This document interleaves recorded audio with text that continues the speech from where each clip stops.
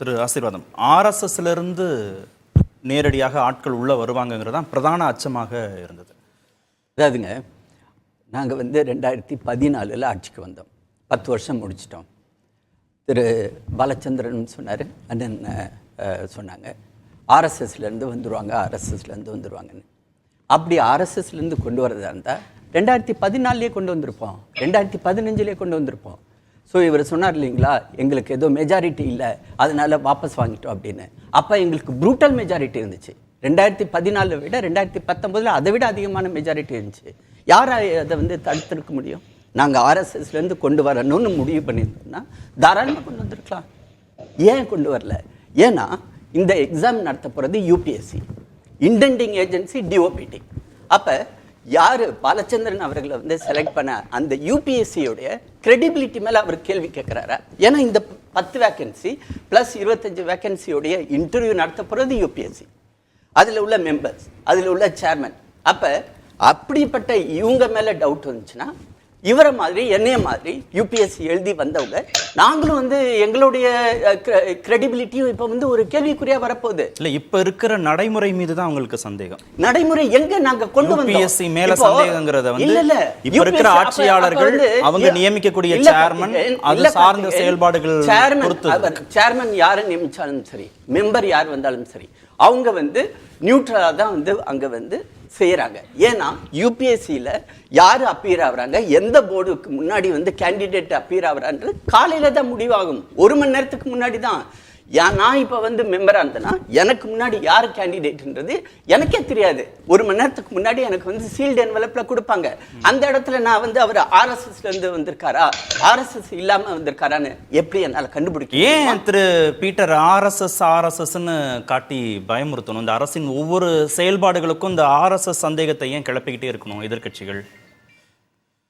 அதாவது நண்பர் தம்பி ஆச்சாரியாரும் சார் பாலச்சந்திரன் சாரும் ஐஏஎஸ் ரெக்ரூட்மெண்ட்டை பற்றி சொன்னாங்க. அவர்கள் 2 பேரும் யூபிஎஸ்சியில ரெக்ரூட் பண்ண காலம் காங்கிரஸ் கட்சியினுடைய காலம். அப்போ அந்த ப்ராசஸ் அவ்வளவு ஜென்யூனா இருந்தது. ஆச்சாரி மாதிரி ஒரு இன்டாக்ட்ரினேட்டட் நபரை கூட காங்கிரஸ் செலக்ட் பண்ண முடியும். வாஜ்பாய் கூட அப்படித்தான். வாஜ்பாய் கூட 75 விழுக்காடு அவர் கூட டோட்டலா இந்த ரைட்டிஸ்ட் பாசிஸ்ட் அஜெண்டாவை அவரால் எடுக்க முடியல. ஏன்னா கலைஞர் அண்டர்டேக்கிங் வாங்கிட்டு தான் அவரை சப்போர்ட் பண்ணார். இதெல்லாம் கண்டென்ஷியஸ் இஷ்யூஸ் நான் சொல்றேன். இன்னைக்கு சங்கல்ப் அகாடமின்னு ஒண்ணு இருக்கு. இந்த சங்கல்ப் அகாடமி மூலம் ஐஏஎஸ் ரெக்ரூட்மெண்ட் பண்ணல. நமக்கு கிடைச்சிருக்கிற தகவல்கள் எப்படின்னா, கடந்த 2-3 முறை ரெக்ரூட் பண்ணதுல ஒரு பெருவாரியான பெர்சன்டேஜ் நபர்கள் இந்த சங்கல்ப் மூலம் வர்றாங்க. இப்போ அதையே இவங்களால இன்னும் பொறுக்க முடியல. யாரால பொறுக்க முடியல? இன்னைக்கு இருக்கிற செட்டப்ல இந்த ரெக்ரூட்மெண்ட் ப்ராசஸ்ல நம்ம ஆளை கொண்டாடுறது ரொம்ப ஸ்லோவாயிடும். ஆகவேதான் தடை செய்யப்பட்ட இயக்கம் இல்லையா? ஆர்எஸ்எஸ் தடை செய்யப்பட்ட இயக்கம் இல்ல. அப்ப ஆர்எஸ்எஸ்ல உறுப்பினராக இருக்கக்கூடியவர்களோ, ஆர்எஸ்எஸ் சார்பு உடையவர்களோ, சிந்தனை உடையவர்களோ அரசு அதிகாரிகளாக வருகிற போது அதையும் தடை செஞ்சிட முடியாது. இதுல என்ன ஆர்எஸ்எஸ் காட்டி ஏன் எதிர்கட்சிகள் மக்களை அச்சுறுத்தணும்னு கேட்கிறேன், ஏன் பயமுறுத்தணும்னு கேட்கிறேன். என்ன அவங்களுடைய சிந்தனைகள் நாட்டின் வளர்ச்சிக்கான சிந்தனைகளுக்கு எங்கேயாவது எதிர்போக்கு கொண்டதாக இருக்கா, அந்த மனநிலை கொண்டதாக இருக்கா? இல்ல, அதாவது பேசிக் ஃபண்டமெண்டல் ரூல் ஒரு பொலிட்டிக்கல் பார்ட்டியில ஆக்டிவா இருக்கக்கூடிய ஆட்கள், ஒரு தத்துவார்த்த ரீதியாக ஒரு கொள்கைக்காக வேண்டி முழு மூச்சாக செயல்படுகிற ஆட்கள் கவர்மெண்ட் சர்வீஸ்ல இருக்க முடியாது. ஒரே ஒரு கேள்வி ஒரே ஒரு கேள்வி.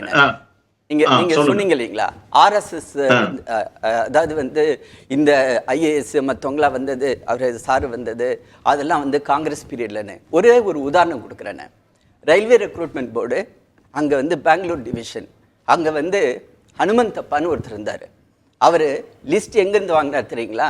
கேபிசிசி ஆஃபீஸில் காங்கிரஸ் சேவாத்தில் வாங்கி எல்லாத்துக்கும் அப்ளிகேஷன் எல்லாத்துக்குமே அப்ரூவ் பண்ணி எல்லாருக்கும் group C group D post போட்டார். அவர் காங்கிரஸுடைய லீடர். இது உண்மை. அதுக்காக அவருடைய பில்டிங் மேல, அவருடைய கட்டடத்து மேல, அவருடைய ஆபீஸ் மேல கல்லெறிஞ்சாங்க. அப்ப அவரும் காங்கிரஸ்ல இருந்து வந்தவர் தானே, உங்களுடைய நண்பரும். ஒரு மினிட், நீங்க சொல்ற மாதிரி நடந்திருந்தால் அது பெரிய தப்பு. அது அனுமந்தப்பா இல்ல, பட் அதுக்காக நாங்களும் செய்வோம்னு நீங்க சொல்லக்கூடாது. பாருங்க, எனக்கு உங்களுக்கு என்ன வித்தியாசம்னா, ஒரு தப்பு நடந்துட்டா நான் தப்புன்னு ஒத்துக்கிறேன். நீங்க என்ன செய்றீங்கன்னா, அதுதான் சத்தியம், அதுதான் நேர்மை, நாங்கள் என்ன செய்தாலும் அது சத்தியம், நாங்க என்ன செஞ்சாலும் நேர்மைன்னு வாதிடுறதுதான் உங்களுடைய. இப்ப சொல்றாங்களா குமார், அதாவது கார்ன்வாலிஸ் பிரபுவும் இவரும் வந்து எப்படி நியமிச்சாங்க, வரி தண்டல்வதற்கு சமுதாயத்துல யாரால் ஏழைகளை வன்முறையின் மூலம் அடித்து நொறுக்கி அதிகமாக வரி வசூலிக்க முடியுமோ அவர்களைத்தான் வந்து ஜமீன்தார்களா போட்டாங்க, அவர்கள் தான் ரெவன்யூ டிபார்ட்மெண்ட் கொடுத்தாங்க. இப்போ அதே முறையைத்தான் பாஜக என்ன செய்கிறது என்றால், தங்கள் கொள்கைகளை யார் நிறைவேற்றுவார்களோ அவர்களை கொண்டு வந்து லேட்டரல் என்ட்ரியில கொண்டு வந்து வைக்கிறீங்க. நான் தான் கேட்டேன், இல்ல எல்லா அரசும் அப்படித்தானே யோசிப்பீங்க. இப்ப காங்கிரஸ் அரசாங்கம் தன்னுடைய கொள்கை சித்தாந்தத்தை செயல்படுத்தணும் அப்படின்னு நினைப்புங்க. திராவிட இயக்கங்கள் ஆட்சி பொறுப்புக்கு வருகிற போது அவங்க கொள்கைகள் சித்தாந்தங்களை செயல்படுத்தணும். இடதுசாரி இயக்கங்கள் நினைப்பாங்க. நம்ம வலதுசாரி இயக்கங்கள் கட்சிகள் ஆட்சி பொறுப்புக்கு வருகிறது மட்டும் RSSலேருந்து வந்துருவாங்கன்னு ஏன் அச்சப்படணும்? அவங்க என்ன எதிரிகளா, நாட்டின் எதிரிகளா? இப்ப நான் ஒண்ணு கேக்குறேன், இப்ப நீங்க வந்து தமிழ்நாட்டுல வந்து குரூப் 1 சர்வீஸ்ல நம்முடைய திராவிடர் கழகத்துல இருந்து பயிற்சி பெற்றவங்க தான் வந்து சேர்ந்துக்கலாம்.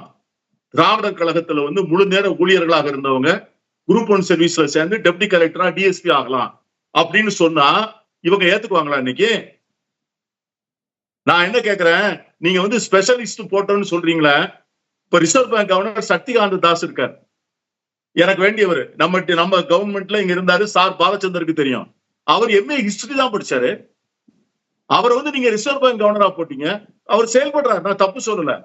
நீங்க வந்து நம்ம வந்து பழைய கவர்மெண்ட்ல வந்து ரகுராம் ராஜன், மன்மோகன் சிங் போல எக்ஸ்பர்ட்டை கொண்டாந்தோம். ஓகே, ஆனா சக்திகாந்த் தாஸ போட்டீங்க. அப்போ சக்திகாந்த் தாஸ் வந்து ஃபெயிலியர்னு நான் சொல்ல மாட்டேன். அதுல என்ன எக்ஸ்பர்ட்? உங்களுக்கு வேண்டியவர்னா நீங்க போட்டுக்குவீங்க, அதுக்கு நீங்க சொல்றது வந்து எக்ஸ்பர்ட். இதேதான் பண்ணாங்க உத்தரப்பிரதேசத்துல. 69,000 ஆசிரியர்களை ரிசர்வேஷன் இல்லாம பண்ணாங்க. 69,000 டீச்சர்ஸ் இன்னைக்கு ஒரே அடி ஹைகோர்ட் அடிச்சிருச்சு, 69,000 பேரை போக சொல்லியாச்சு.